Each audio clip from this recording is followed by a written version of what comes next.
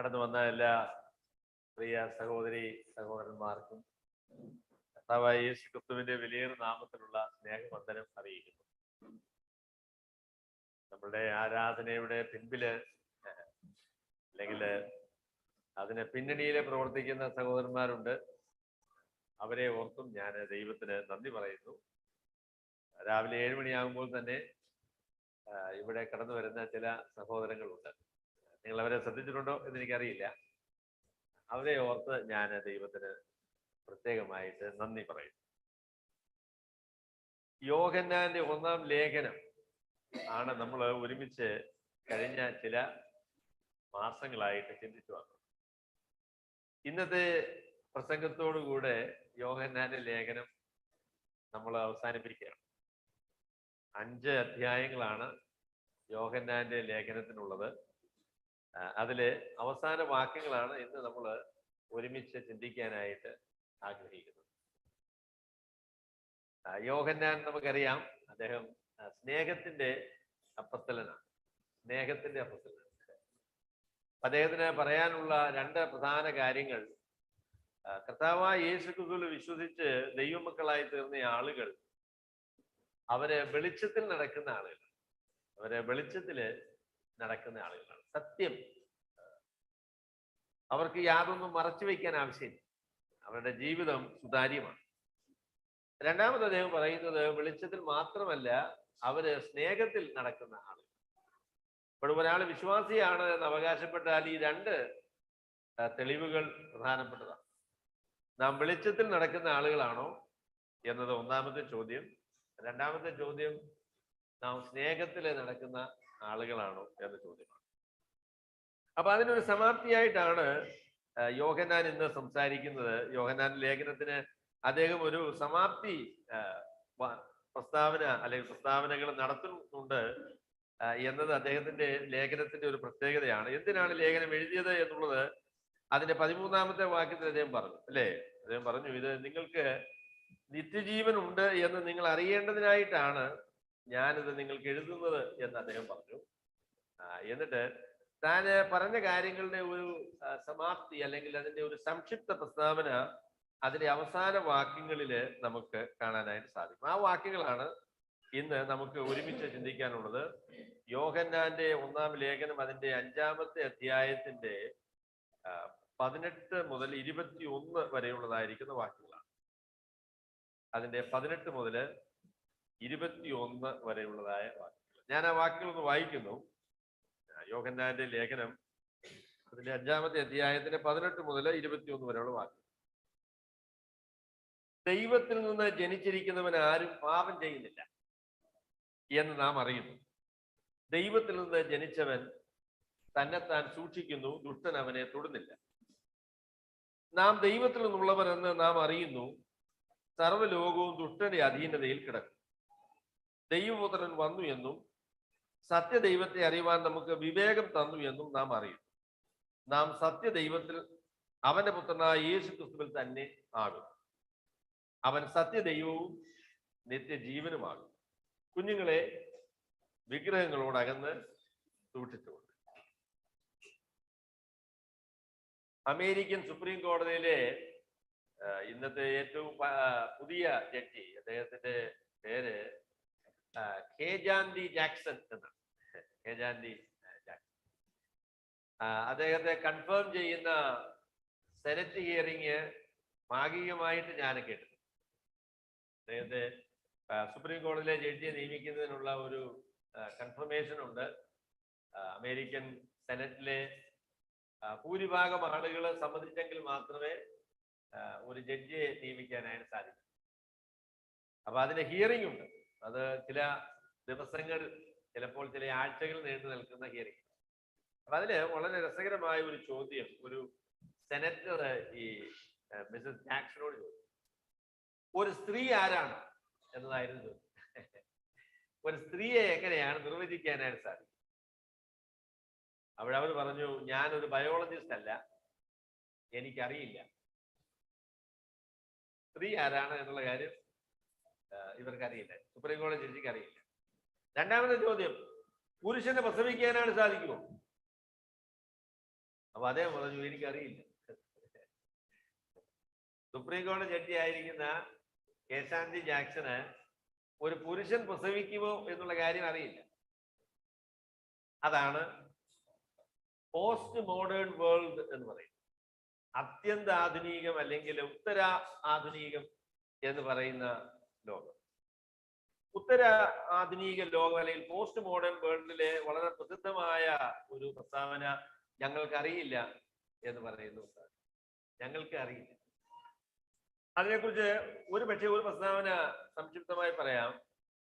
ഒരു കാര്യത്തെക്കുറിച്ചും വ്യക്തമായി പറയുവാൻ നമുക്ക് കഴിയുകയില്ല എന്ന അറിവാണ് അവർക്കുള്ള അറിവ്. ഒരു കാര്യത്തെക്കുറിച്ചും അറിയാൻ സാധിക്കുകയില്ല, അതിനെക്കുറിച്ച് വ്യക്തമായ ഒരു പ്രസ്താവന നടത്താൻ സാധിക്കുകയില്ല എന്നതാണ് പോസ്റ്റ് മോഡേണിസത്തിലെ ഏറ്റവും പ്രസിദ്ധമായ പ്രസ്താവന. അപ്പൊ അതിനെക്കുറിച്ച് ഒരു ഭക്തനായ മനുഷ്യൻ ചോദിച്ച ഒരു ചോദ്യമുണ്ട്. ഒന്നും അറിയാൻ പറ്റുകയില്ലെങ്കിൽ എന്നുള്ള കാര്യം എങ്ങനെ അറിയുന്നു? നല്ല ചോദ്യം. ഒന്നും അറിയാൻ സാധിക്കുകയില്ല എങ്കിൽ ഒന്നും അറിയാൻ സാധിക്കുകയില്ല എന്നുള്ള കാര്യം എങ്ങനെ അറിയുന്നേ? അതിനവർ മറുപടി പറയുകയില്ല. അവർക്ക് ഒരു കാര്യമേ അറിയത്തുള്ളൂ, ഒരു കാര്യം അറിയാൻ സാധിക്കുകയില്ല എന്നുള്ള കാര്യം അവർക്ക് അറിയാം. എന്നാൽ നാം വായിച്ച ഈ വേദഭാഗത്ത് 3 പ്രാവശ്യം അപ്പോസ്തലനായ യോഹന്നാൻ പറയുന്ന പ്രസ്താവന നിങ്ങൾ ശ്രദ്ധിച്ചെങ്കിൽ, അത്ര ശ്രദ്ധിച്ചോന്ന് എനിക്കറിയത്തില്ല, നിങ്ങൾ ശ്രദ്ധിച്ചെങ്കിൽ 3 പ്രാവശ്യം അദ്ദേഹം ഒരു പ്രസ്താവന ആവർത്തിക്കുന്നുണ്ട്. അത് അറിയുന്നു എന്ന് പറയുന്നതായിരിക്കുന്ന പ്രസ്താവനയാണ്. നാം അറിയുന്നു. 18ാമത്തെ വാക്യത്തിൽ പറയുന്നു, ദൈവത്തിൽ ജനിച്ചവൻ ആരും പാപം ചെയ്യുന്നില്ല എന്ന് നാം അറിയുന്നു. പിന്നീട് 19ാമത്തെ വാക്യത്തിൽ പറഞ്ഞു, നാം ദൈവത്തിൽ നിന്നുള്ളവർ എന്ന് നാം അറിയുന്നു. എന്നിട്ട് ഇവര് പറഞ്ഞു 20ാമത്തെ വാക്യത്തിൽ ദൈവപുത്രൻ വന്നു എന്നും സത്യദൈവത്തെ അറിയുവാൻ നമുക്ക് വിവേകം തന്നു എന്നും നാം അറിയുന്നു. അങ്ങനെ 3 അറിവുകളെ കുറിച്ചാണ്, അല്ലെങ്കിൽ ക്രിസ്തീയ വിശ്വാസത്തെ കുറിച്ച് യോഹന്നാൻ സംക്ഷിപ്തമായി പറയുമ്പോൾ അദ്ദേഹം 3 അറിവുകളെ കുറിച്ച് പറയും.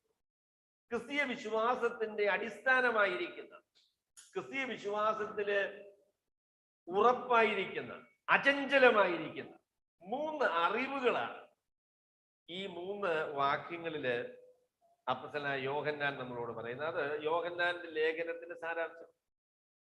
നാം അറിയുന്നു. നമ്മൾ എന്താ അറിയുന്നത്?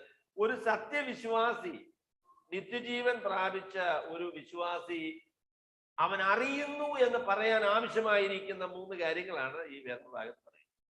ഞാൻ ഈ കാര്യങ്ങൾ അറിയുന്നു. ഇത് നിങ്ങൾക്ക് അറിയില്ലെങ്കിൽ നിങ്ങൾ വിശ്വാസികളല്ല. നിങ്ങൾ കർത്താവായ യേശുക്രിസ്തുവിനെ രക്ഷകനായി സ്വീകരിച്ച് രക്ഷിക്കപ്പെട്ടയാളല്ല. ഈ 3 അറിവുകൾ യോഹന്നാൻ അപ്പോസ്തലനോട് ചേർന്ന് നമ്മൾ പറയണം, ഞാനും അറിയുന്നു എന്ന് നമുക്ക് പറയാനായിട്ട് സാധിക്കും.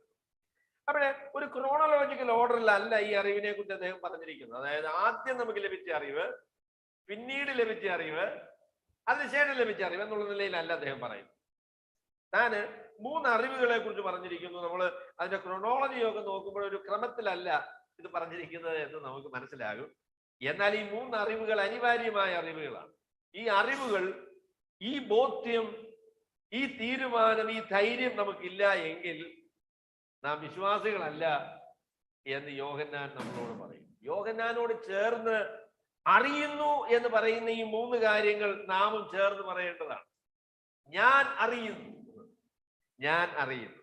ശരി, അദ്ദേഹം പറയുന്ന ആദ്യത്തെ അറിവ് എന്താണ്? അദ്ദേഹം പറയുന്ന ആദ്യത്തെ അറിവ് എന്താണ്? ദൈവത്തിൽ നിന്ന് ജനിച്ചിരിക്കുന്നവൻ ആരും പാപം ചെയ്യുന്നില്ല എന്ന് നാം അറിയും. ദൈവത്തിൽ നിന്ന് ജനിച്ചിരിക്കുന്നവൻ ആരും പാപം ചെയ്യുന്നില്ല എന്ന് നാം അറിയും. ദൈവത്തിൽ നിന്ന് ജനിച്ചവൻ തന്നെത്താൻ സൂക്ഷിക്കുന്നു, ദുഷ്ടനവനെ തൊടുന്നതുമില്ല. അപ്പൊ ആദ്യത്തെ അറിവ് എന്ന് പറയുന്നത് വിശുദ്ധ ജീവിതത്തെ സംബന്ധിച്ചുള്ള അറിവാണ്. രക്ഷിക്കപ്പെട്ട ഒരു ദൈവ പൈതലിന് തന്നെ കുറിച്ച് ഉള്ള അറിവാണ്. ആ അറിവ് രക്ഷിക്കപ്പെട്ട ഒരു ദൈവ പൈതല് പാപത്തിൽ ജീവിക്കുന്നില്ല, പാപത്തിൽ ജീവിക്കാനായിട്ട് അവന് കഴിയുകയില്ല എന്നുള്ളതായിരിക്കുന്ന അറിവാണ് ആദ്യത്തെ അറിവ്. അപ്പോഴ് യോഹന്നാൻ അപ്പോസ്തലനോട് ചേർന്ന് വിശ്വാസികളായിരിക്കുന്ന ആളുകൾ എല്ലാവരും പറയേണ്ട പ്രസ്താവനയാണ്, ഞങ്ങൾ അറിയുന്നു. എന്താ അറിയുന്നത്? കർത്താവായ യേശുക്രിസ്തുവിൽ കൂടെ ദൈവമക്കളായി തീർന്ന് ഞങ്ങൾക്ക് പാപത്തിൽ തുടരുവാൻ, പാപത്തിൽ ജീവിക്കുവാൻ കഴിയുകയില്ല എന്നുള്ള കാര്യം ഞങ്ങൾ അറിയും.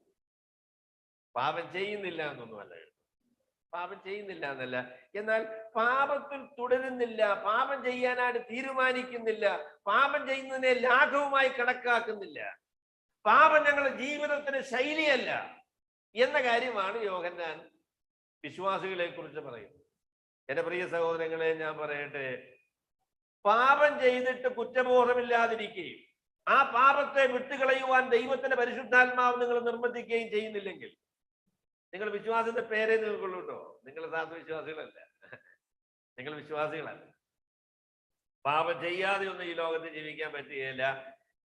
എന്നാൽ പാപത്തിനോടുള്ള നമ്മളുടെ സമീപനം, പാപത്തോടുള്ള നമ്മളുടെ കാഴ്ചപ്പാടെന്ന് പറയുന്നത് പാപം ചെയ്യാതെ ജീവിക്കണം എന്നുള്ള കാഴ്ചപ്പാട് തന്നെയാണ്. എന്റെ ജീവിതത്തിൽ പാപം വന്നുകൂടാ, എനിക്ക് പാപം ചെയ്യുവാൻ പാടില്ല, കഴിയുകയില്ല എന്നുള്ളതായിരിക്കുന്ന വാക്ക് പാടില്ല എന്നുള്ള അർത്ഥത്തിലാണ് യോഹന്നാൻ ഉപയോഗിക്കുന്നത്.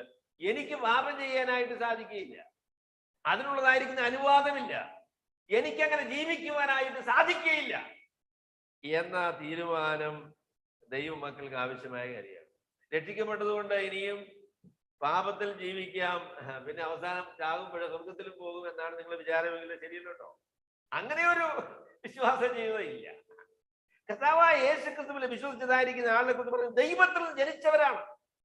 ദൈവത്തിൽ നിന്ന് ജനിച്ചതായിരിക്കുന്ന ആളുകൾ, വീണ്ടും ജനനം പ്രാപിച്ചതായിരിക്കുന്ന ആളുകൾ, ദൈവത്തിന്റെ പരിശുദ്ധാത്മാവിനാൽ ദൈവത്തോടുള്ള ബന്ധം നഷ്ടപ്പെട്ടു പോയ സ്ഥിതിയിൽ നിന്ന്, മരണത്തിന്റെ അവസ്ഥയിൽ നിന്ന് ദൈവത്തോടുള്ള ബന്ധം സ്ഥാപിച്ച് ജീവനിലേക്ക് വന്ന ഒരു ദൈവ പൈതലിന് പാപത്തിൽ ജീവിക്കാനായിട്ട് സാധിക്കും.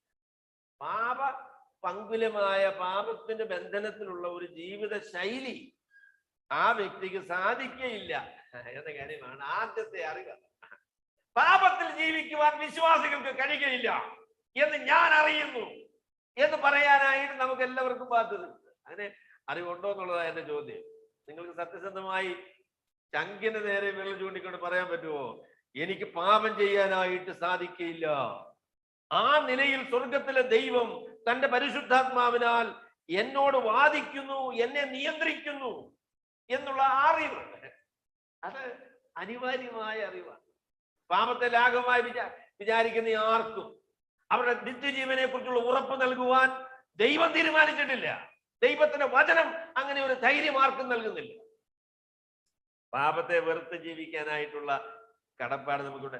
ഇതിന്റെ കാരണം കൂടെ ആ വാക്യത്തിൽ പറയുന്നുണ്ട് കേട്ടോ. എന്തുകൊണ്ടാണ് ദൈവത്തിൽ നിന്ന് ജനിച്ച, വീണ്ടും ജനിച്ച, ദൈവത്തോടുള്ള ബന്ധത്തിൽ നിന്ന് വേർപെട്ടിരുന്ന ആളുകൾ കർത്താവായ യേശു ക്രിസ്തുവിൽ കൂടെ ദൈവത്തോടുള്ള ബന്ധത്തിലേക്ക് വന്ന് വീണ്ടും ജനനം പ്രാപിച്ച്, ദൈവത്തോടുള്ള ബന്ധം സ്ഥാപിച്ച്, ദൈവത്തിന്റെ ജീവൻ പ്രാപിച്ച് ജീവിക്കുന്ന ആളുകൾക്ക് എന്തുകൊണ്ടാണ് പാപം ചെയ്യാൻ സാധിക്കാത്തത്?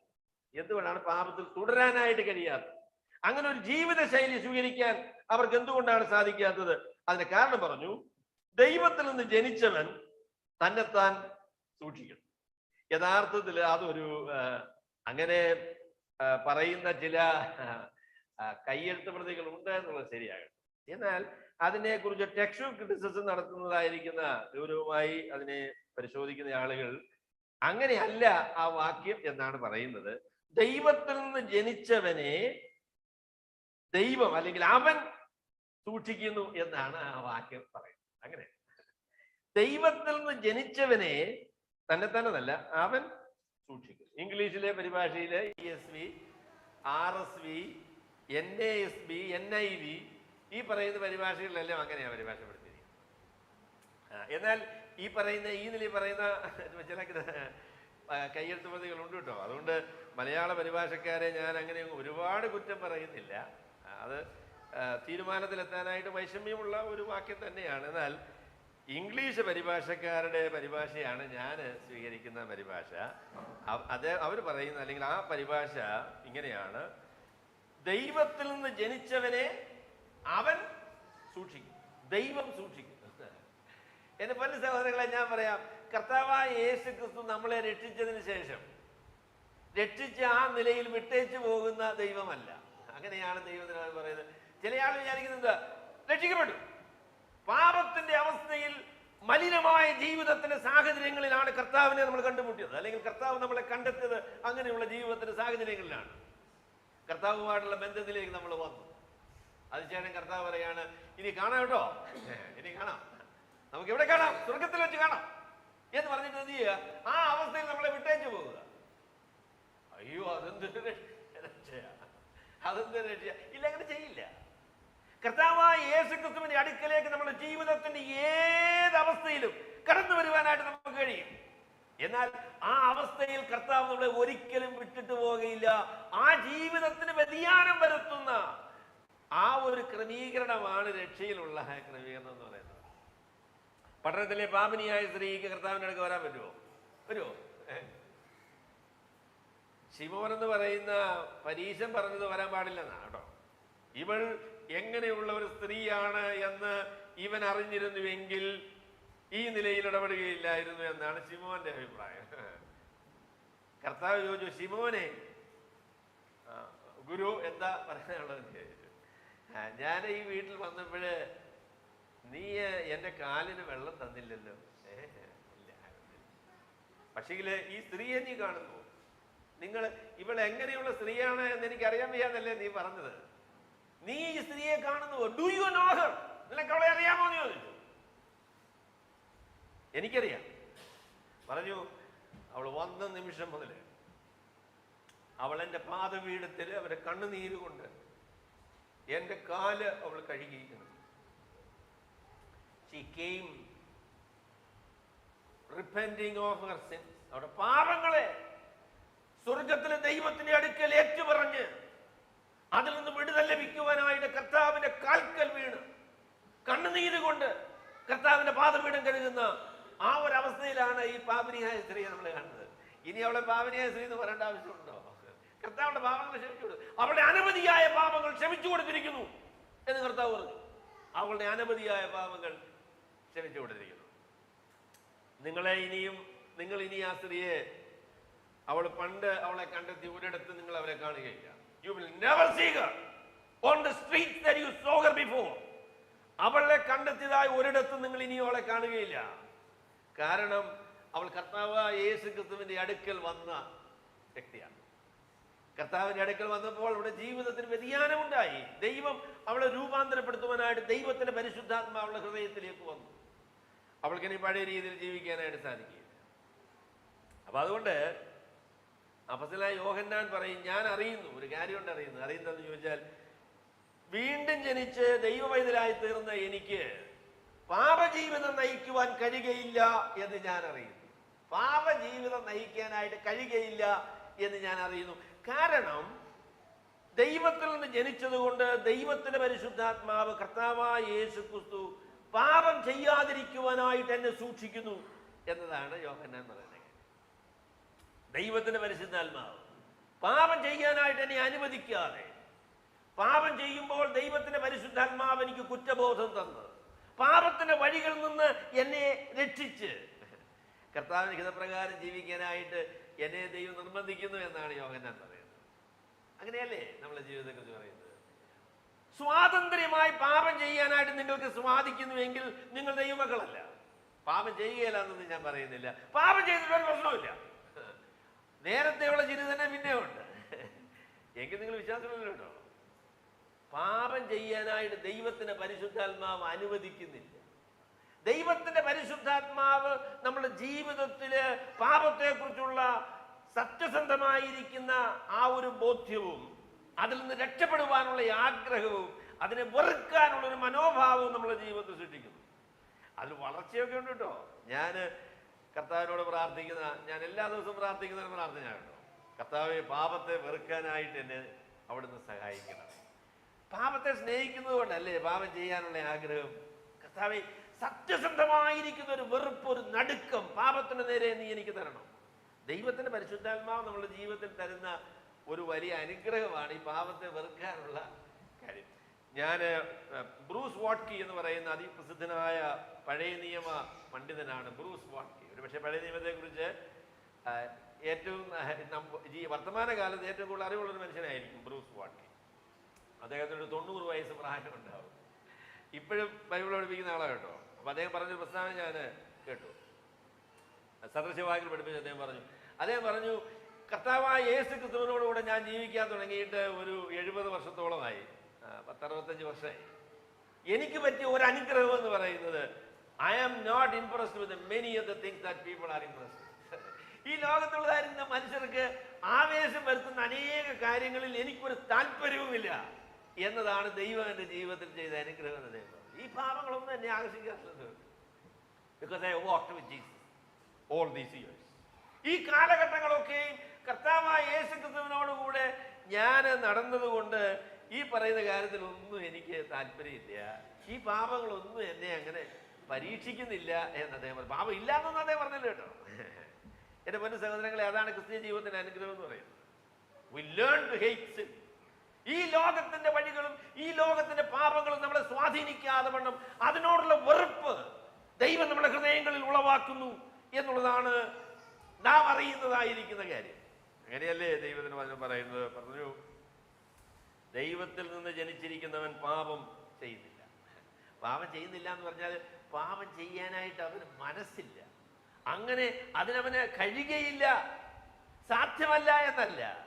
ഹൗ ഡെയർ, എനിക്ക് എങ്ങനെയാണ് ഈ പാപം ചെയ്യാൻ കഴിയുന്നത്, അല്ലെങ്കിൽ അങ്ങനെ എങ്ങനെയാണ് എനിക്ക് ഇതിലകപ്പെട്ടു പോകാൻ കഴിയുന്നത് എന്നുള്ളൊരു നടുക്കമാണ് ഒരു സത്യവിശ്വാസിക്ക് ഉള്ളത്. ഞാൻ യോസേഫിന്റെ പ്രസ്താവന ഞാൻ നേരത്തെ നിങ്ങളോട് പറഞ്ഞതാണ്. യോസേഫ് എന്താ പറഞ്ഞത്?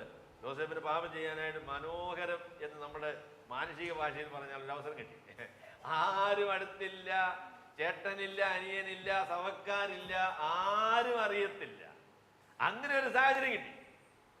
അപ്പോഴ് താൻ പറഞ്ഞ പ്രസ്താവന കൊണ്ട്, ഞാൻ എൻ്റെ ദൈവത്തിന്റെ നേരെ എങ്ങനെ പാപം ചെയ്യും എന്നാ ചോദിച്ചു. How can I sin against my God? എൻ്റെ ദൈവത്തിനെതിരെ എനിക്ക് എങ്ങനെയാണ് പാപം ചെയ്യാൻ കഴിയുന്നത്? അത് തന്നെയാണ് യോഹന്നാൻ ചോദിക്കുന്നത്. ദൈവത്തിൽ ജനിച്ച ദൈവങ്ങൾക്ക് എങ്ങനെയാണ് പാപം ചെയ്യാൻ കഴിയുന്നത്? പാപം ചെയ്യുന്നില്ല എന്നൊന്നും അല്ല കേട്ടോ. എന്നാൽ സുബോധത്തോടുകൂടെ അവരുടെ ദൈവത്തിന്റെ പരിശുദ്ധാത്മാവിനാൽ നിയന്ത്രിക്കപ്പെട്ട ഒരു ജീവിതത്തിൽ ഈ ചോദ്യം, എനിക്ക് എങ്ങനെ പാപം ചെയ്യാൻ കഴിയും എന്ന് ചോദിക്കുന്ന ഒരു ചോദ്യം അവരുടെ ജീവിതത്തിലുണ്ട്. അപ്പൊ അതുകൊണ്ട് രണ്ടാമത്തെ ഭാഗം ഞാൻ അത്രയും ഊന്നി പറഞ്ഞില്ലല്ലോ. പാപം ചെയ്യാതിരിക്കാനുള്ള കാരണം ദൈവം നമ്മളെ സൂക്ഷിക്കുന്നതാണ്. യോസേഫിനെ ആരാ സൂക്ഷിച്ചത്? ദൈവം സൂക്ഷിച്ചല്ലേ. പാപം ചെയ്യാതിരിക്കുവാൻ തക്കവണ്ണം ദൈവത്തിന്റെ പരിശുദ്ധാത്മാവ്, ദൈവം തന്നെ നമ്മളെ സൂക്ഷിക്കുന്നു. കർത്താവ് പറഞ്ഞ അതിപ്രസിദ്ധമായ ഒരു പ്രസ്താവനയുണ്ട്. പറഞ്ഞു, എൻ്റെ ആടുകൾ എൻ്റെ ശബ്ദം കേൾക്കുന്നു, അവ എന്നെ അനുഗമിക്കുന്നു, ഞാൻ അവയ്ക്ക് നിത്യജീവനെ കൊടുക്കുന്നു, ആരും ഒരു നാളും അവർ നശിച്ചു പോവുകയില്ല, ആരും അവയെ എൻ്റെ കയ്യിൽ നിന്ന് പിടിച്ചെടുക്കുകയുമില്ല എന്ന് പറഞ്ഞു. അതല്ലേ കർത്താവിന്റെ സുരക്ഷിതത്വം എന്ന് പറയുന്നത്. പറഞ്ഞു, അപ്പൊ ഒരു വിശ്വാസിയുടെ സുരക്ഷിതത്വം എന്ന് പറയുന്നത് അവനെ കർത്താവായ യേശു ക്രിസ്തുവിന്റെ കയ്യിലാണ്, പിന്നെ അതിന്റെ മുകളിലാണ് പിതാവായ ദൈവത്തിന്റെ കൈ. ഡബിൾ സെക്യൂരിറ്റിയാണ്. അവർക്ക് പാപം ചെയ്യാനായിട്ട് കഴിയുകയില്ല, അവർക്ക് ദൈവത്തെ വിട്ടുപോകാനായിട്ട് കഴിയുകയില്ല, അവരുടെ രക്ഷ സുരക്ഷിതമാണ്, അവർക്ക് നഷ്ടപ്പെട്ടു പോകാനായിട്ട് സാധിക്കില്ല. അപ്പൊ അതുകൊണ്ട് അതാണ് ആദ്യത്തെ കാര്യമായിട്ട് പറയുന്നു. യോഹന്നാൻ പറഞ്ഞു കേട്ടോ, ദുഷ്ടനവനെ തൊടുന്നതുമില്ല. കർത്താവായ യേശു ക്രിസ്തുവിന്റെ കൈക്കുള്ളിലാണെങ്കിൽ ദുഷ്ടൻ തൊടുകയില്ല കേട്ടോ. നിങ്ങൾക്ക് പിശാചിന്റെ, ഞങ്ങൾ കഴിഞ്ഞ ദിവസം ഒരു ഊണ് കഴിക്കാൻ, ഉച്ചയ്ക്ക് ഭക്ഷണം കഴിക്കാനായിട്ട് ഒരു ഹോട്ടലിൽ പോയി. അപ്പൊ ഞങ്ങൾക്ക് പരിചയമുള്ള ഒരാളായിരുന്നു. അദ്ദേഹം വന്ന് പറഞ്ഞു, അച്ഛാ എന്നാന്ന് പറഞ്ഞ, സാറേ എനിക്ക് പിശാചിന്റെ ഭയങ്കര ഉപദ്രവമാണ്, എനിക്ക് വേണ്ടി ഒന്ന് പ്രാർത്ഥിക്കണം, എനിക്ക് പിശാചിന്റെ ഭയങ്കര ഉപദ്രവമാണ്. അപ്പൊ ഞങ്ങൾ പറഞ്ഞു, ഞങ്ങൾ ചില സുവിശേഷ പ്രസംഗങ്ങളൊക്കെ ഉള്ള ചില സന്ദേശങ്ങളൊക്കെ അയച്ചു തരാമെന്ന് പറഞ്ഞു. പുള്ളി പറഞ്ഞു, അത് വേണ്ട, അത് വേണ്ട, എനിക്ക് വേണ്ടി പ്രാർത്ഥിച്ചാൽ അവന് ചാഷൊന്ന് മാറി നിൽക്കണം എന്നൊരാഗ്രഹമുള്ള, അതിൽ കൂടുതലൊന്നും വേണ്ട എന്ന് പുള്ളി പറഞ്ഞു. സാധിക്കില്ല കേട്ടോ. കർത്താവായ യേശു ക്രിസ്തുവിന്റെ കരങ്ങളിൽ ഇരിക്കാതെ പിശാചിന്റെ അധീനതയിൽ നിന്ന് രക്ഷപ്പെടാനായിട്ട് സാധിക്കുകയില്ല. ദുഷ്ടൻ അവനെ തൊടുന്നില്ല. അതിന് കാര്യം എന്താ? കർത്താവിന്റെ കൈകളിലാണ് ഈ ദൈവ പൈതൽ ഇരിക്കുന്നത്. അതുകൊണ്ടാണ് ദുഷ്ടൻ തൊടാത്തത്. നമ്മൾ വിചാരിക്കുന്നതിനേക്കാളും ഒക്കെ വലിയ ആക്രമണം പിശാച് നമ്മുടെ ജീവിതത്തിന് നേരെ നടത്തുന്നുണ്ട് കേട്ടോ. എന്താ പിശാചിന്റെ നോട്ടം? ഏതായാലും എൻ്റെ ഈ പ്രിയപ്പെട്ടവനൊരു നല്ല ഭാവി ഉണ്ടാകണം അല്ലേ? പിശാച് അങ്ങനെ ചിന്തിക്കുന്നത്. അവന് ഇച്ചിരി സന്തോഷമൊക്കെ വരട്ടെ അല്ലേ, അവനിതൊക്കെ കണ്ടൊന്ന് സന്തോഷിക്കട്ടെ, അവന് ഉത്സാഹമൊക്കെ വരട്ടെ, അവന് ക്ഷീണം വരരുത്. എന്റെ മുന്നേ പിശാച് ഭയങ്കര ദുഷ്ടനാണ്, അത് അങ്ങനെ ആഗ്രഹമൊന്നും പിശാചിനില്ല കേട്ടോ. നിങ്ങൾക്ക് അങ്ങനെ സംശയം പിശാചിനെ കുറിച്ച് തോന്നിയെങ്കിൽ നിങ്ങൾക്ക് അയ്യോ കഷ്ടം. പിശാചിന്റെ ലക്ഷ്യം എന്താണെന്ന് കർത്താവ് പറഞ്ഞു കേട്ടോ. കൊല്ലുവാനും അറുക്കുവാനും മുടിക്കുവാനും അല്ലാതെ കള്ളൻ വരുന്നില്ല. അവൻ ദുഷ്ടനാണ്, നമ്മുടെ നാശമാണ് അവന്റെ ലക്ഷ്യം. നമ്മളും നരകത്തിൽ അവന്റെ കൂടെ നിത്യത മുഴുവനും നരകിക്കുന്നതാണ് അവന്റെ ആഗ്രഹം, അല്ലാതെ രക്ഷപ്പെടാനായിട്ട് അവൻ ആഗ്രഹമില്ല. അതുകൊണ്ട് പിശാചിന് പക്ഷം ചേരുന്ന സ്നേഹിതന്മാരെ, സഹോദരന്മാരെന്ന് ഞാൻ അവരെ വിളിക്കുകയാണ്. നിങ്ങളുടെ നന്മയല്ല കേട്ടോ പിശാചിന്റെ ലക്ഷ്യം. നിങ്ങളെ മുടിക്കാനായിട്ട് അറുത്ത് നിങ്ങളെ കൊന്ന് നിങ്ങളെ നശിപ്പിച്ച് ഇല്ലായ്മ ചെയ്യുക എന്നുള്ള ഉദ്ദേശത്തോടു കൂടെ തന്നെയാണ് പിശാച് നിങ്ങളെ ചുറ്റിപ്പറ്റി നിൽക്കുന്നത്. നിങ്ങൾ അവന്റെ വഞ്ചനയിൽ അകപ്പെട്ടു പോകരുത്. എന്നാൽ ദുഷ്ടൻ അവനെ തൊടുന്നില്ല. ദുഷ്ടൻ തൊടില്ല കേട്ടോ. കർത്താവിന്റെ കരങ്ങളിൽ, അവന്റെ സംരക്ഷണത്തിൽ, അവന്റെ വലയത്തിന്റെ ഉള്ളിൽ നിൽക്കുന്ന ഒരു ദൈവ പൈതലിനെ തൊടുവാൻ പിശാചിന് കഴിയുകയില്ല. യോബിനെ കുറിച്ച് അങ്ങനെ പറഞ്ഞു കേട്ടോ. യോബ് പറഞ്ഞു, യോബ് ദൈവത്തെ ആരാധിക്കുന്നത് എന്താ വലിയ അതിശയാണോ? എന്താ അതിശയം അല്ലാത്തത്? അവനുള്ളതിനെല്ലാം നീ വേലി കെട്ടി സംരക്ഷിച്ചിരിക്കുന്നു, പിന്നെ അവനെ ദൈവത്തെ സ്തുതിക്കുന്ന അതിശയാണെന്ന് ചോദിച്ചു.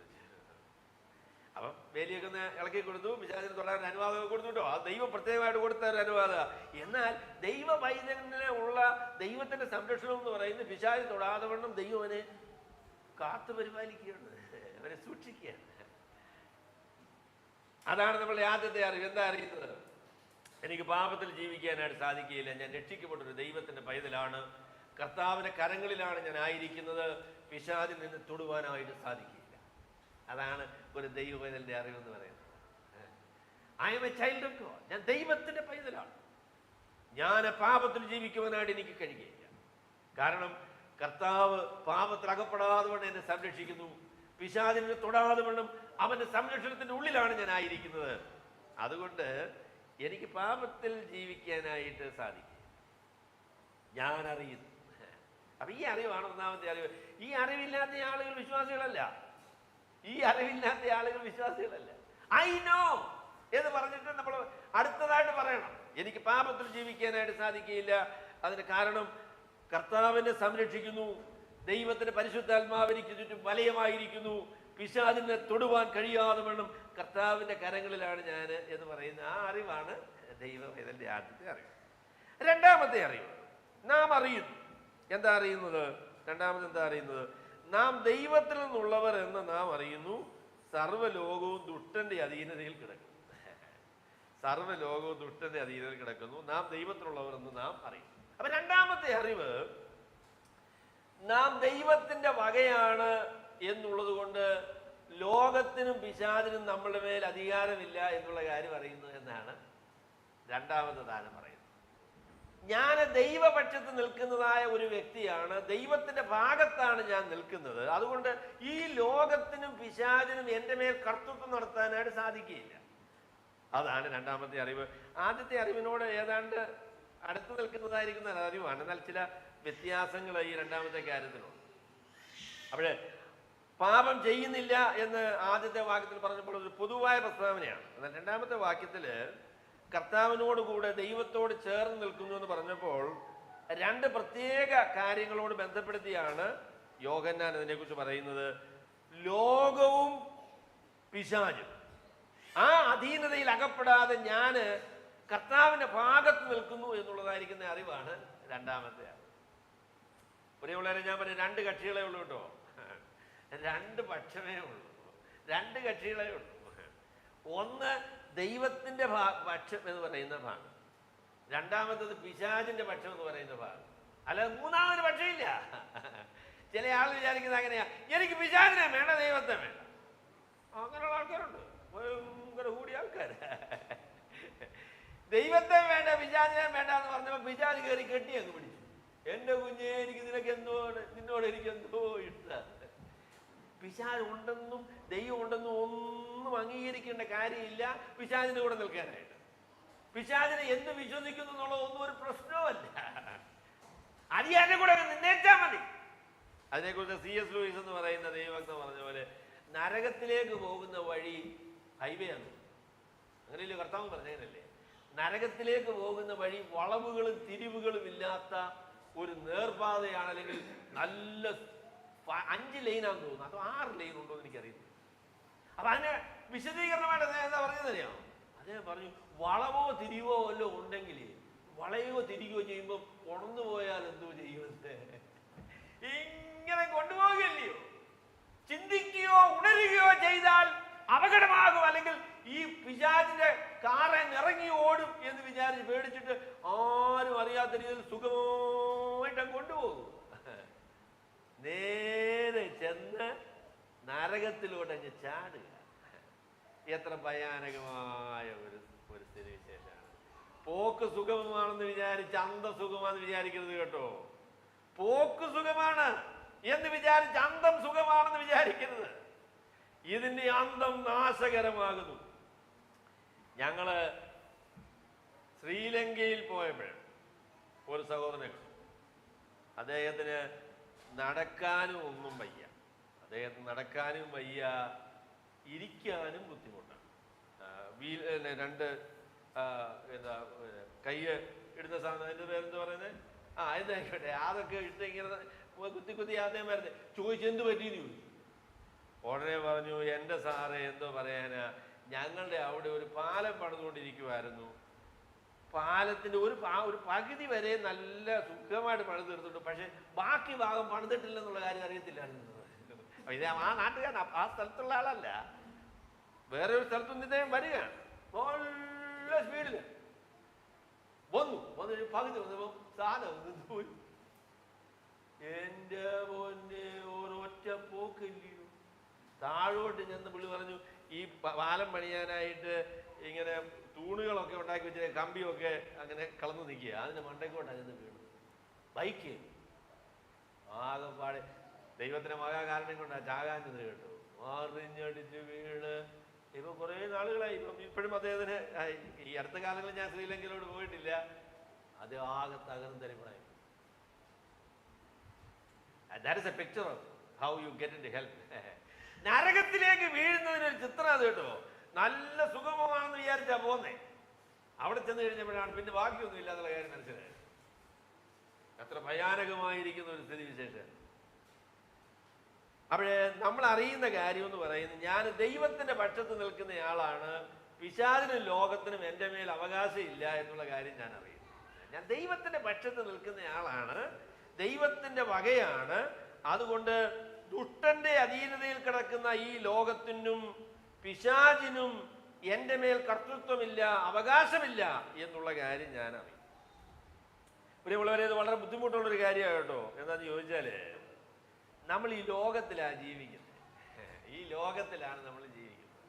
അപ്പൊ ലോകത്തിന് നമ്മുടെ മേൽ ഒരു സ്വാധീനവും ഇല്ല എന്ന് നമുക്ക് ഒരിക്കലും ചിന്തിക്കാനായിട്ട് സാധിക്കത്തില്ല. അങ്ങനെ സാധിക്കുമോ? ചില ആളുകളെ കുറിച്ച് ഇങ്ങനെ പറയാറുണ്ട്, ലോകവും പിന്നെ ലോകത്തിന് വിശ്വാസികളും.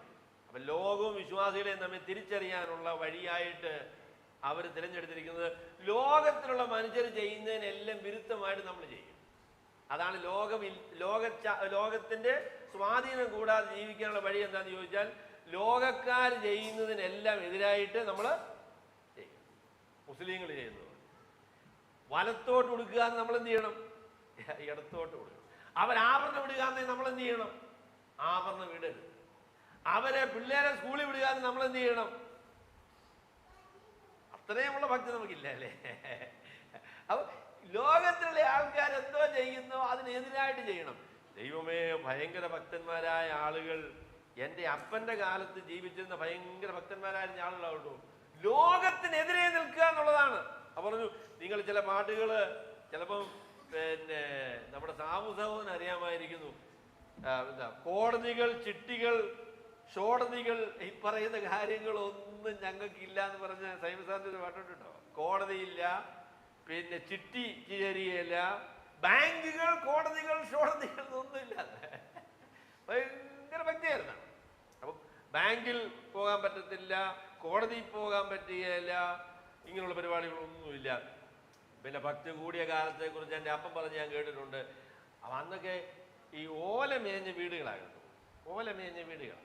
അവിടെ ഓല കമഴ്ത്തിയാ കെട്ടുന്നത്, കമഴ്ത്തിയാണ് ഓല കെട്ടത്. അല്ലെ ഇങ്ങനെ കമഴ്ത്തി കെട്ടും. ലോകത്തിൽ മനുഷ്യരെല്ലാം അങ്ങനെ ചെയ്യുന്നത്. അവിടെ ഭക്തന്മാരായിരിക്കുന്ന, പ്രതനക്കാരായിരിക്കുന്ന തിക്കൂസുകാരനകത്തുണ്ടെന്ന് തോന്നുന്നു, അവരെല്ലാം കൂടെ തീരുമാനിച്ചു, ലോകക്കാർ ചെയ്യുന്ന പോലെ നമുക്ക് ചെയ്യണ്ട, നമുക്ക് എന്ത് ചെയ്യാം, കമഴ്ത്തി കെട്ടുന്നതിന് വരെ മലർത്തി കെട്ടുക.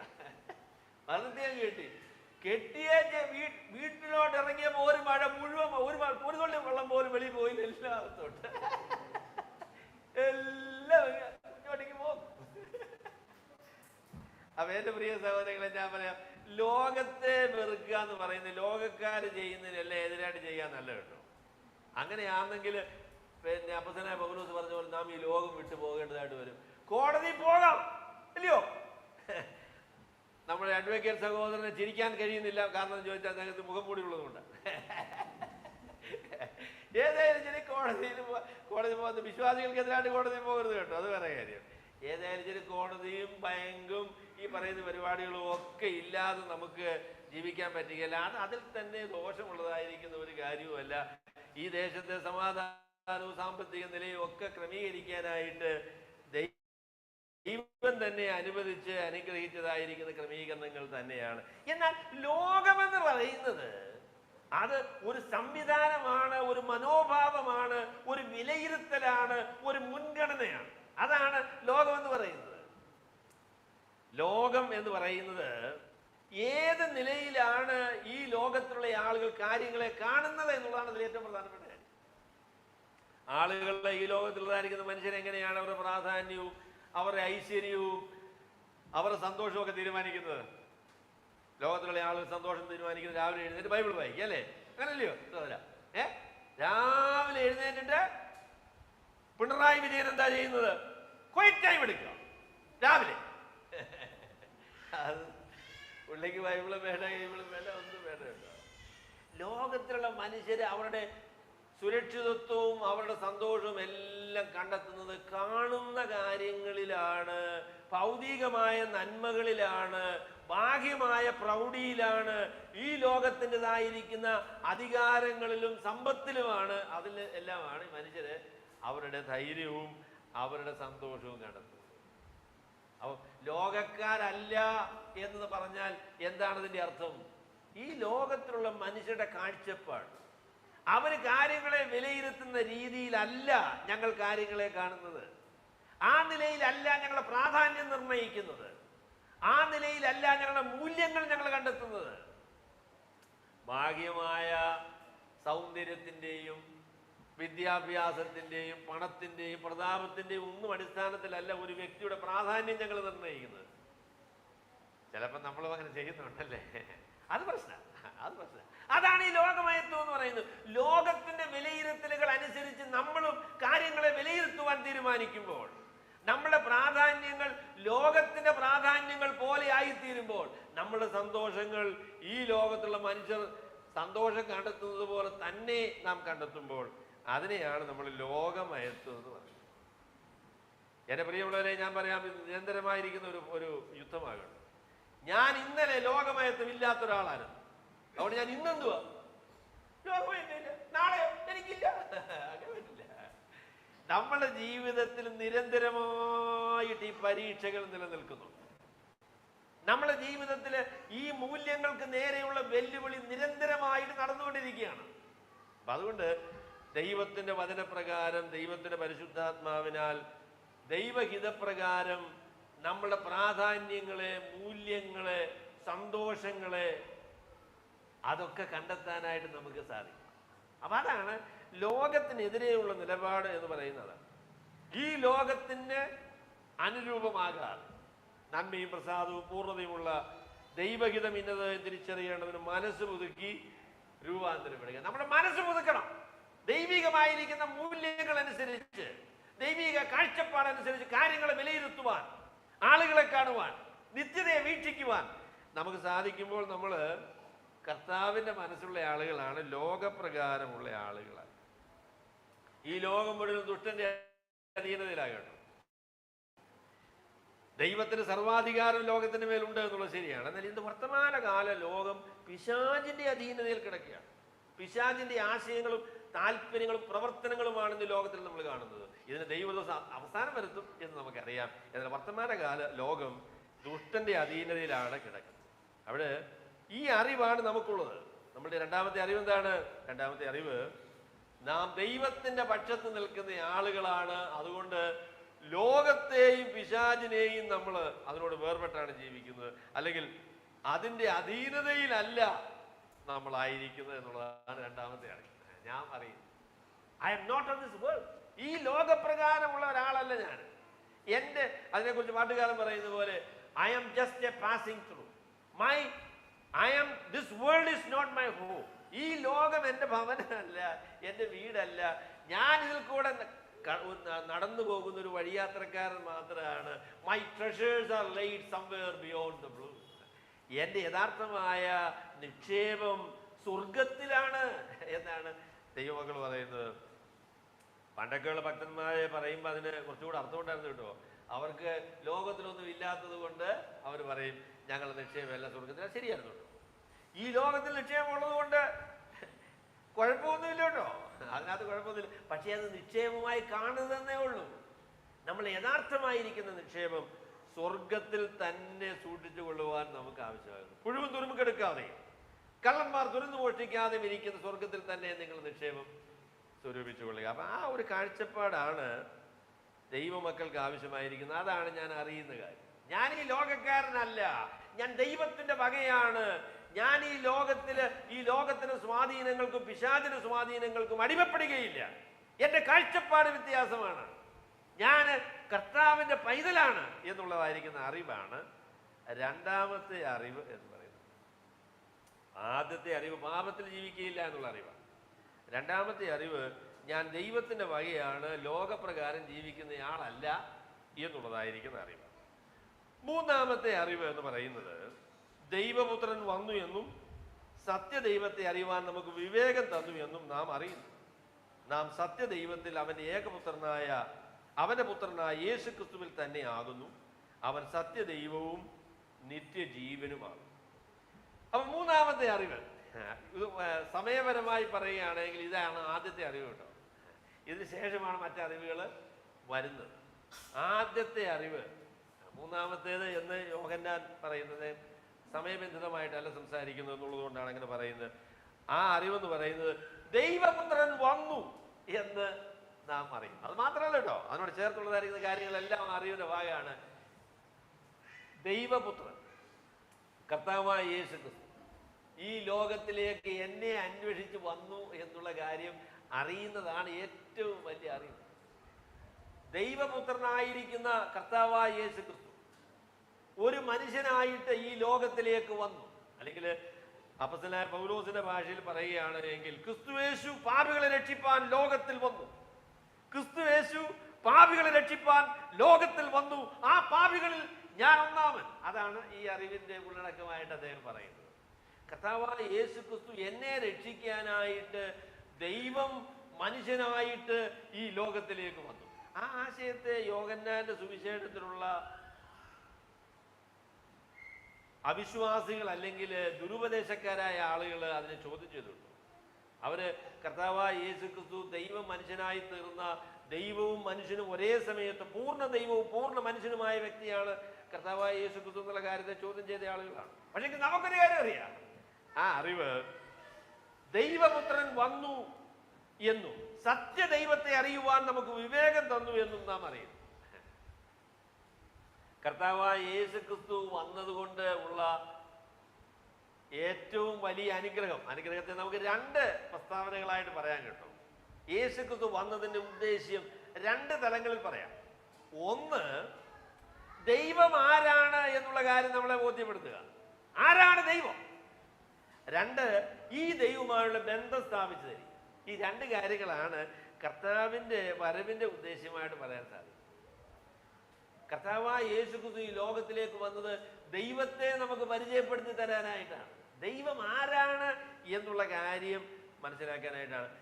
അവിടെ കർത്താവ് തന്റെ ശിഷ്യന്മാരോട് പറഞ്ഞു, എന്നെ കണ്ടവൻ പിതാവിനെ കണ്ടിരിക്കുന്നു. യേശുക്രിസ്തുവാണ് ദൈവത്തിന്റെ വെളിപ്പാട്. ദൈവത്തെ മനസ്സിലാക്കുവാനുള്ള ഏക വഴി യേശുക്രിസ്തുവിനെ മനസ്സിലാക്കുന്നതാണ്. അതാണ് ക്രിസ്തീയ വിശ്വാസത്തിന്റെ അടിസ്ഥാന അറിവ്. അതാണ് I know God because I know Christ.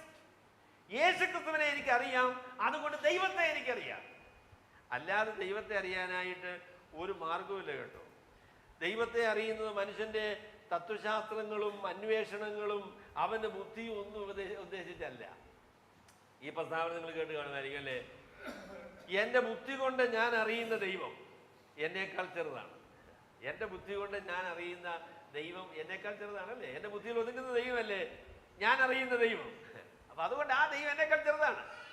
എന്നാൽ ദൈവത്തെ അറിയാനായിട്ടുള്ള ഏക വഴി കർത്താവായ യേശുക്രിസ്തുവിൽ കൂടെ ദൈവം തന്നെത്താൻ വെളിപ്പെടുത്തിയിരിക്കുന്നു എന്നുള്ളതാണ്. അതിനെക്കുറിച്ച് യോഹന്നാൻ സുവിശേഷത്തിൽ പറയുന്ന വാക്യം പ്രസിദ്ധമല്ലേ? 1-ാമത്തെ അധ്യായത്തിന് 18-ാമത്തെ വാക്യം അല്ലേ? ദൈവത്തെ ആരും ഒരു നാളും കണ്ടിട്ടില്ല. ദൈവത്തിന്റെ മടിയിലിരിക്കുന്ന ഏകജാതനായ പുത്രൻ അവനെ വെളിപ്പെടുത്തിയിരിക്കുന്നു. The one and only begotten Son who is in the bosom of the Father has exegeted him.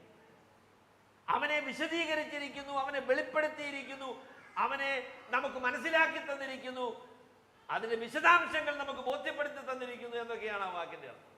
എങ്ങനെയാ ദൈവത്തെ അറിയാൻ പറ്റുക? ദൈവത്തെ അറിയാനായിട്ട് സാധിക്കുന്നത് കർത്താവായ യേശുക്രിസ്തുവിനെ അറിയുന്നതിലൂടെയാണ്. കർത്താവായ യേശുക്രിസ്തുവിനെ അറിയാതെ ഈ ദൈവപുത്രൻ വന്നു. ദൈവത്തെ അറിയുവാൻ, സത്യദൈവത്തെ അറിയുവാൻ നമുക്ക് വിവേകം തന്നു. സത്യദൈവത്തെ അറിയുവാൻ നമുക്ക് വിവേകം തന്നു.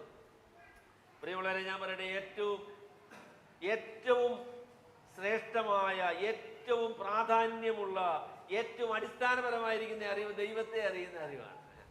ഐ നോ ഗോഡ് എന്ന് പറയുന്നതാണ് ഏറ്റവും വലിയ അറിവ്. നിങ്ങൾ എത്ര ബുദ്ധിമാനായാലും ഞാൻ പറയും, നിങ്ങൾക്ക് ദൈവത്തെ അറിയില്ലെങ്കിൽ നിങ്ങളുടെ അറിവ് ശൂന്യമാണ് കേട്ടോ. ഒരിക്കല് കല്യാണാലോചനയ്ക്ക് വന്ന ഒരു ഭക്തിയുള്ള അപ്പച്ചനാണ് കേട്ടോ. അവിടെ മകന് വേണ്ടി ഒരു ഭാര്യ അന്വേഷിച്ചു വന്നതാണ്. അപ്പൊ പെങ്കൊച്ചിന്റെ സവിശേഷതകളെ കുറിച്ച് ചോദിച്ചു. അവൾ പറഞ്ഞു അവള് MA കാരിയാണ് എന്ന്. വന്ന MA എന്നൊക്കെ പറഞ്ഞാല് MA കൂടിയ പരിപാടി. അപ്പൊ അദ്ദേഹം ഒരു പൂജ്യം ഇട്ടു.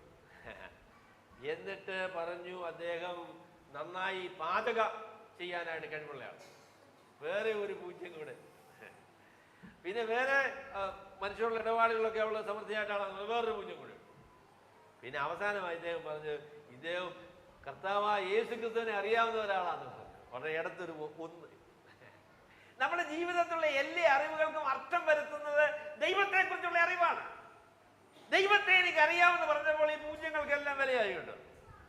അല്ലെങ്കിൽ ഇതെല്ലാം പൂജ്യം. ആൽബർട്ട് ഐൻസ്റ്റീൻ ഒരു പക്ഷേ മനുഷ്യ ഇന്ന് വർത്തമാന കാലത്ത് നമുക്ക് അറിയാവുന്ന ഏറ്റവും ബുദ്ധിമാനായിരിക്കുന്ന മനുഷ്യനാണ് ആൽബർട്ട് ഐൻസ്റ്റീൻ.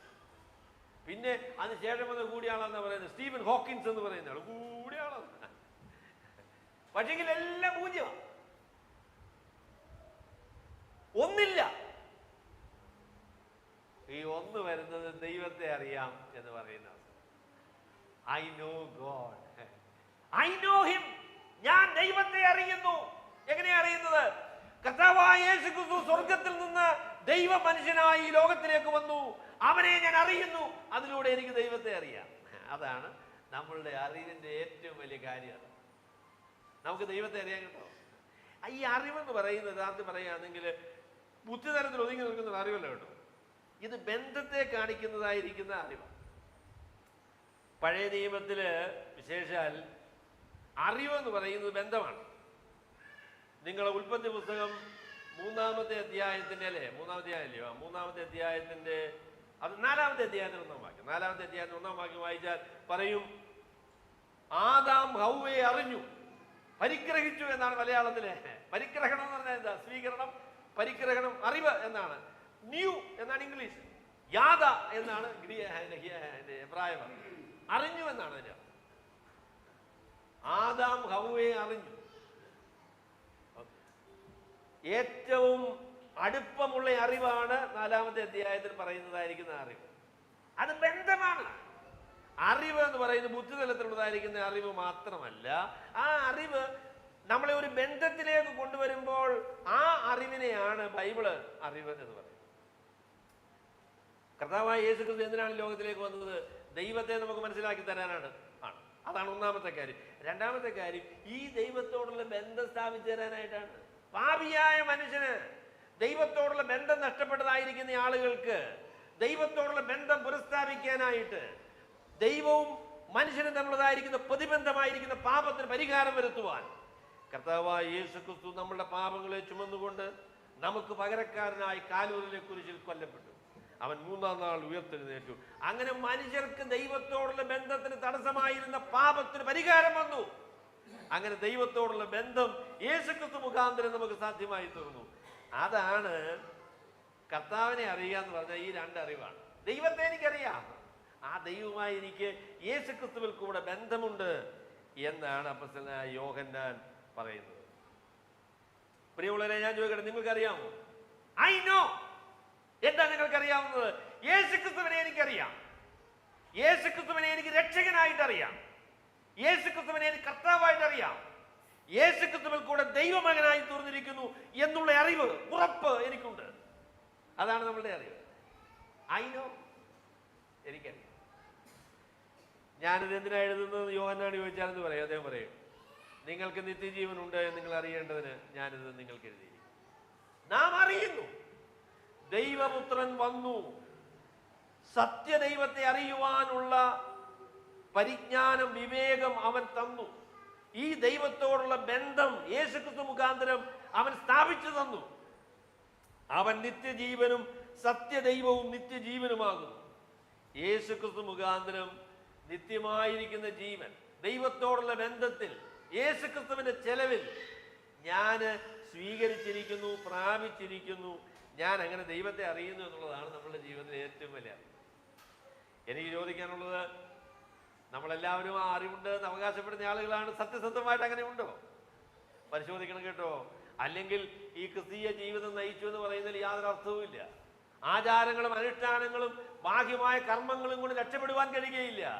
യേശുക്രിസ്തു എന്ന രക്ഷകനെ വ്യക്തിപരമായി അറിയണം. അവന്റെ പാപപരിഹാര ബലി മുഖാന്തരം ദൈവം വരുത്തിയ പാപപരിഹാരം നമ്മൾ സ്വീകരിക്കണം. അങ്ങനെ ദൈവത്തിന്റെ മക്കളായിട്ട് നമ്മൾ തീരണം.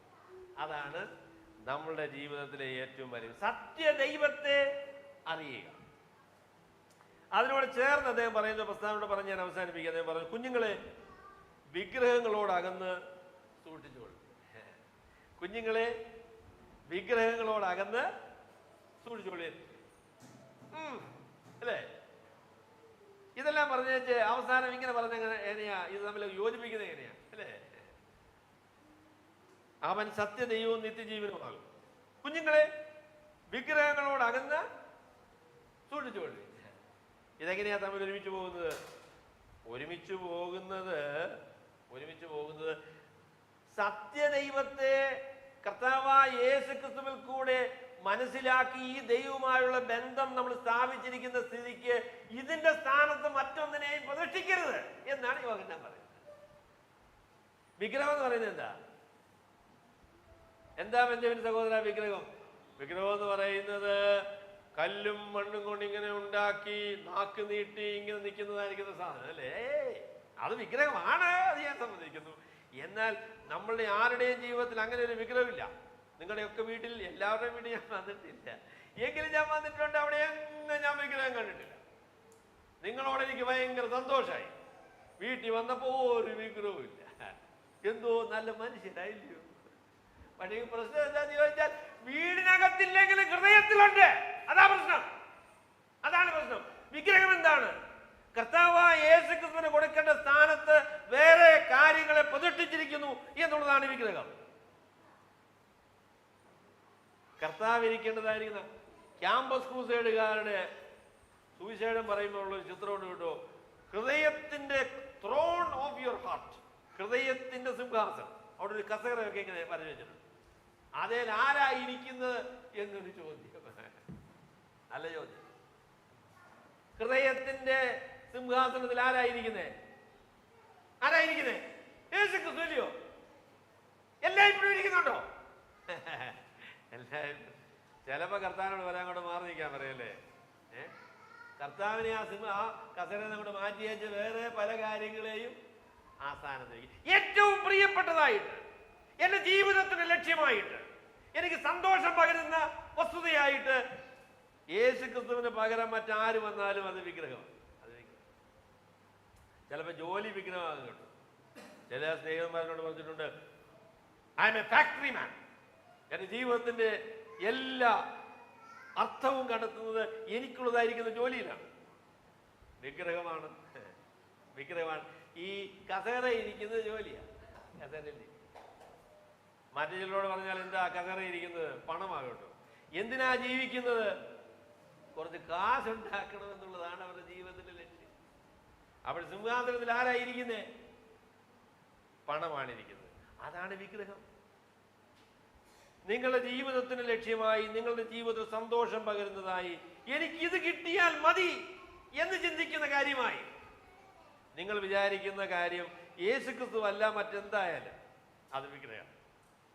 അതിനെക്കുറിച്ചൊരു ദൈവഭക്തനായ മനുഷ്യൻ പറഞ്ഞ പോലെ, നമ്മുടെ ഹൃദയം എന്ന് പറയുന്നത് it is an idol factory. നമ്മുടെ ഹൃദയം എന്ന് പറയുന്നത് വിഗ്രഹങ്ങളെ സൃഷ്ടിക്കുന്ന ഒരു ഫാക്ടറിയാണ് എന്ന് അദ്ദേഹം പറഞ്ഞു. നമ്മുടെ ജീവിതത്തിൽ എന്തെല്ലാം വിഗ്രഹങ്ങളാണ് ഓരോ ദിവസവും വന്നുകൊണ്ടിരിക്കുന്നതല്ലേ. നമ്മളുടെ സൗന്ദര്യമാകാം, നമ്മളുടെ ജോലിയാകാം, നമ്മളുടെ പഠിത്തമാകാം, മക്കളാകാം, ഭാര്യയാകാം, ഭർത്താവ്. ഭാര്യ അങ്ങനെ ഒരു വിഗ്രഹമായിട്ട് പലർക്കും ഇരിക്കുന്നില്ല എന്നെനിക്ക് തോന്നുന്നു. എന്റെ ജീവിതത്തിലെ ഏറ്റവും വലിയ സന്തോഷം എന്റെ ഭാര്യയാണ്. അങ്ങനെ വലിയൊരു ദോഷം പലർക്കും ഇല്ല എന്നെനിക്ക് തോന്നുന്നത്. എന്റെ ജീവിതത്തിലെ വിഗ്രഹം എന്ന് പറയുന്നത് ഭർത്താവാണ്. ചിലർക്ക് ചിലപ്പോ എന്തായാലും അത്രയും മുതലില്ലെന്ന് തോന്നുന്നു. കുഞ്ഞുങ്ങൾ വരാൻ കണ്ടു, കുഞ്ഞുങ്ങളെ എടുത്ത് ആ കസേരയിലങ്ങ് ഇരുത്തിയിരിക്കും. അങ്ങോട്ട് പോകുമ്പോ നോക്കും, ഇങ്ങോട്ട് വരുന്നുണ്ട് ആ കുഞ്ഞ്. അതാണ് ജീവിതത്തിന്റെ ലക്ഷ്യം എന്ന് പറയുന്നത്. കുഞ്ഞുങ്ങളെ സ്നേഹിക്കണം കേട്ടോ, പക്ഷെ വിഗ്രഹമാകരുത്.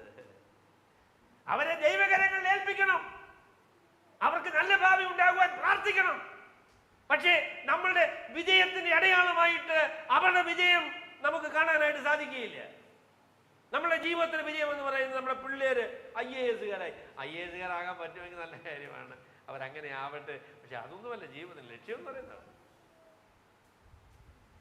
കുഞ്ഞുങ്ങളെ വിഗ്രഹങ്ങളോട് അകന്ന് സൂക്ഷിച്ചുകൊണ്ട്, എൻ്റെ പൊന്നു സഹോദരങ്ങളെ, നമ്മള് ഒരു പ്രസ്താവന പറഞ്ഞ ഒരു ഉദാഹരണം പറഞ്ഞ് ഞാൻ അവസാനിപ്പിക്കാം.